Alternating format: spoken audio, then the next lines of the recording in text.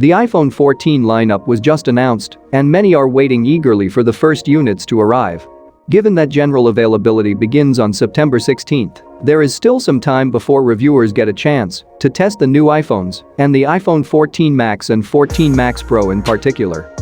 The latter are the only devices from this year's lineup to feature Apple's new A16 chip. For reference, the standard iPhone 14 and iPhone 14 Plus are going to be powered by last year's A15. This marks the first year that Apple has introduced such a gap between its Pro and non-Pro in terms of raw performance. However, recent benchmarks posted yesterday on Geekbench have indicated that the performance bump of the iPhone 14 Pro might not be all that significant. According to the data, the single-core score of the 14 Pro is just 10% higher than that of the standard 14, while the multi-core scores are nearly identical.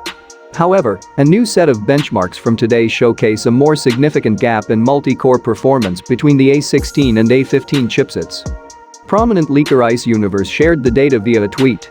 According to the latter, the single-core score of the iPhone 14 Pro is still around 10% higher, but the multi-core score is now 54-55, up from 46-64. The disparity is likely because of lackluster software optimization, which has since been addressed. All in all, this means that the iPhone 14 Pro will consistently offer more performance than the non-Pro models.